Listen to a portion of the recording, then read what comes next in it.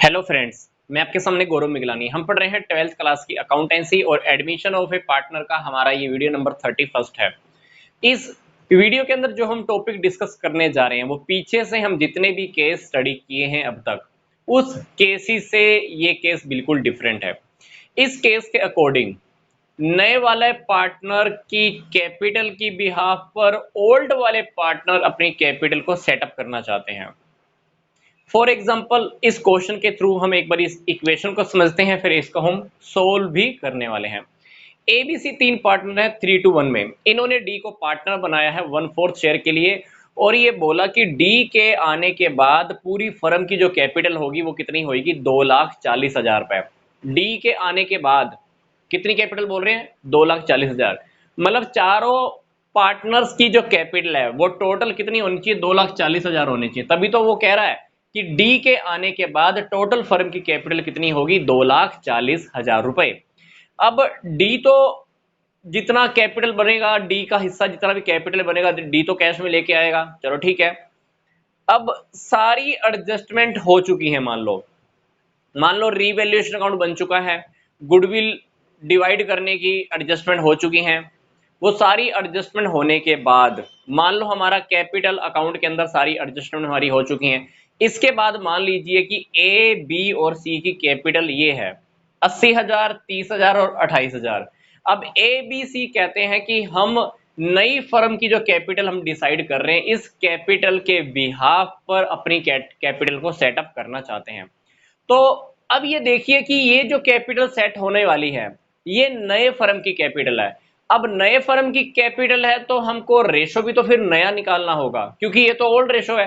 तो जब हमारी फर्म अभी कैपिटल नए वाली डिसाइड हो रही है तो हमको इस क्वेश्चन में सबसे पहले क्या कर लेना चाहिए, नया वाला रेशो फाइंड आउट कर लेना चाहिए। तो इस क्वेश्चन में हम क्या करेंगे, सी का तो हमको पता ही है 1/4 शेयर है, ए, बी, सी का तीनों का हम न्यू रेशो फाइंड आउट कर लेते हैं। अब इस क्वेश्चन में ध्यान से देखिए, ए का पुराना कितना है 3/6। अब ए ने डी के लिए कितना दे दिया है 1/8। यहां पे पहले एक स्टेटमेंट को थोड़ा सा ध्यान से देख लेते हैं। डी को 1/4 शेयर दिया गया है, डी ने 1/8 ए से लिया है, 1/16 बी से, 1/16 सी से। अल्टीमेटली ए का मान लो ये पुराने वाला ये है, ए ने इतना सेक्रीफाइस कर दिया, तो ए का जो नया हो जाएगा आप सोल्व करके देख लेना, ए का जो नया रेशो आ जाएगा वो हो जाएगा 18 बिलो 48। इसी तरह से भी आप बी का भी फाइंड आउट कर लेना। बी का पुराना कितना है 2/6, बी का सेक्रीफाइस कितना किया है डी के लिए 1/16।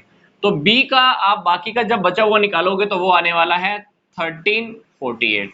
इसी तरह से आप सी का भी चेक कर लेना, सी का जब आप चेक करोगे तो सी का आ जाएगा 48। तो अल्टीमेटली ए का नया, बी का नया और ये सी का नया। तो ए, बी, सी तीनों का हम नया रेशो लिख लेते हैं एक बारी। ए, बी, सी, ए का कितना नया आया है, बी का 13, सी का 5 और डी का भी लिख लो। अभी डी का कितना है, वैसे 1/4 है।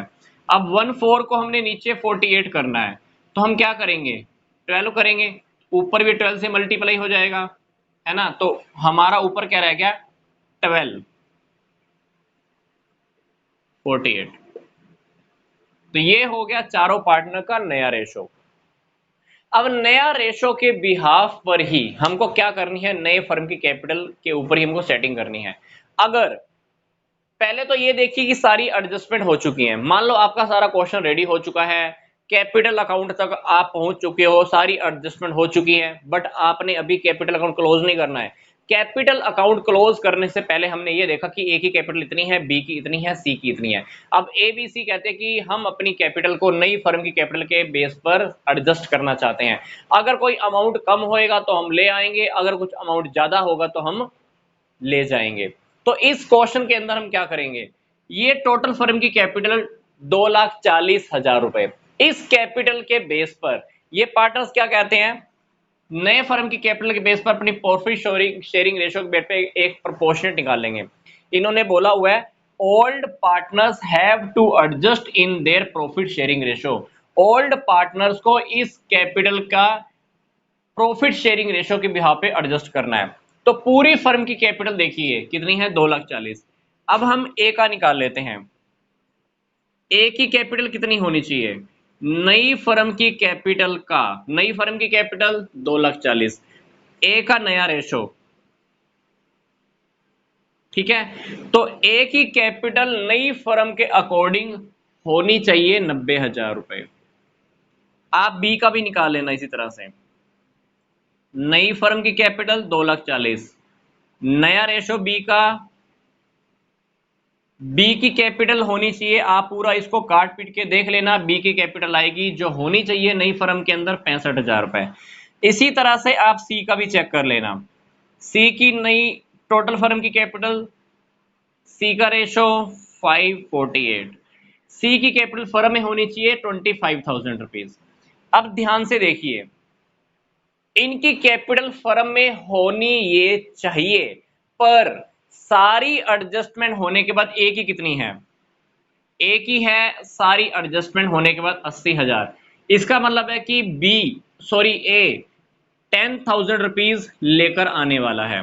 ये देखिए, नई फर्म के अकॉर्डिंग ए की कैपिटल होनी चाहिए इतनी, पर इसकी सारी एडजस्टमेंट करने के बाद, जो मैं आपको बता रहा था, कैपिटल अकाउंट हमने अभी क्लोज नहीं किया है, मान लो सारी एडजस्टमेंट होने के बाद ए को पता चला कि मेरी कैपिटल तो है सिर्फ अब तक 80,000, जबकि नई फर्म की कैपिटल के बेस पर और नए रेशो के अकॉर्डिंग मेरी कैपिटल होनी चाहिए 90,000। तो ए क्या करेगा, 10,000 रुपए लेकर आएगा।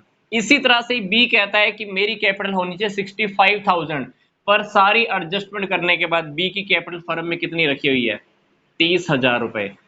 तो ये क्या करेगा, ये भी 35,000 रुपीज लेकर आएगा। सी का देखिए, सी की कैपिटल होनी चाहिए 25, बट सी की कैपिटल सारी एडजस्टमेंट करने के बाद कितनी रखी हुई है, 28,000 रुपीज। अल्टीमेटली सी 3,000 रुपए फर्म में से निकाल लेगा। बात आती है डी की। डी ने तो वैसे भी कैपिटल लेकर आनी है, नई फर्म की कैपिटल 2,40,000, डी का रेशो कितना है 1/4। अब चेक कर लो, या 1/4 की जगह ये भी पुट करोगे तब भी कोई प्रॉब्लम नहीं है। तो डी की कैपिटल होनी चाहिए 60,000, तो डी भी 60,000 तो लेकर आने ही वाला है, क्योंकि डी को तो वैसे भी नया पार्टनर है, डी को तो वैसे भी 60,000 लेकर आने थे। मेन प्रॉब्लम कहां थी, ए बी और सी की। इनकी कैपिटल होनी तो ये चाहिए, पर रखी है ये, तो ये अमाउंट जो एक्सेस होगा, अगर फालतू अमाउंट रखा हुआ है वो तो या तो वो निकाल लेंगे, अमाउंट अगर कम है तो वो फर्म में लेकर आएंगे। तो ए लेकर आएगा, बी लेकर आएगा, पर सी 3,000 रुपए निकाल लेगा। अब इस क्वेश्चन के अंदर अपने को रियलिटी में करना क्या था, लास्ट में जर्नल एंट्री करनी है सिर्फ कैपिटल की एडजस्टमेंट को लेकर। अगर वो कैपिटल निकालते हैं तो कैपिटल निकालने की, अगर कैपिटल लेकर आते हैं तो कैपिटल लेकर आने की अपने को एडजस्टमेंट करके दिखानी है। अब इस क्वेश्चन के थ्रू देखे तो कैपिटल निकालनी किस किसने है, कैपिटल निकालनी है इसने, सॉरी कैपिटल लेकर आनी है इसने और इसने। तो हम पहले क्या करते हैं, जर्नल एंट्री कर लेते हैं। जर्नल एंट्री के अकॉर्डिंग बैंक अकाउंट डेबिट होने वाला है 10,000 प्लस 35,000, 45,000 से। ए कितनी लेकर आएगा, 10,000 to A's capital account to B's capital account 35,000, ठीक है। सी निकाल लेगा पैसा, सीज कैपिटल अकाउंट डेबिट कितना, 3,000 तो टू बैंक अकाउंट। ये तो होगी पुराने पार्टनर्स की सेटिंग्स, उन्होंने पैसा निकाल लिया या ले आए। अभी नया पार्टनर का भी हमको एंट्री पहले भी करने को मिलता है, तो नया पार्टनर तो वैसे ही सिंपल एंट्री हम करते ही हैं, bank account debit to D's capital account. कितना अमाउंट है, 60,000। तो ये आपको 60,000 की एंट्री करनी है।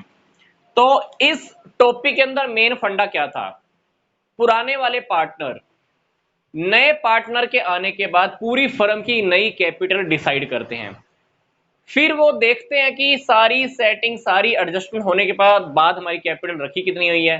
फिर वो क्या कहते हैं, कहते हैं कि नई फर्म की कैपिटल के बिहाफ पर हमको नए रेशो के अकॉर्डिंग अपनी कैपिटल को सेट करना है। हमने चेक कर लिया, नई फर्म के अकॉर्डिंग इतनी कैपिटल इनकी इतनी इतनी इतनी होनी चाहिए, सारी एडजस्टमेंट होने के बाद रखी हुई इनकी इतनी इतनी और इतनी है। तो क्या करेंगे, डिफरेंस क्रिएट करके या तो वो पैसा निकाल लेंगे या वो पैसा लेकर आएंगे। तो इस तरह से हमको एक थोड़ा सा कॉम्प्लेक्स केस नेक्स्ट वीडियो में भी स्टडी करने को मिलेगा। तो मिलते हैं जल्दी से नेक्स्ट वीडियो में। यहां तक का वीडियो देखने के लिए आपका धन्यवाद।